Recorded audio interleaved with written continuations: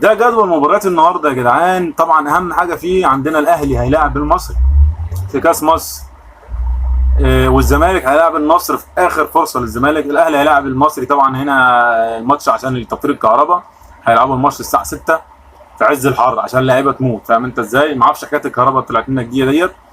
الاهلي طبعا برضو في السياق بيشيل ابو عبله طبيب الفريق. طبعا انا شايف انه خبر جميل جدا. الراجل ده اللعيبه بتطلع تتصاب ترجع تلعب ماتش تتصاب تاني، فخبر جميل جدا انا موافق عليه طبعا.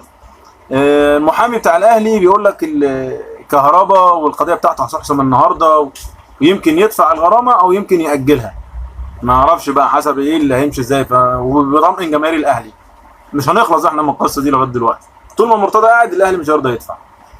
ومحامي برضو حسين الشحات بيقول لك الشيبي المفروض يعتذر لجماهير الاهلي ولسه ما خدناش اي اجراء قانوني. هنعمل ايه؟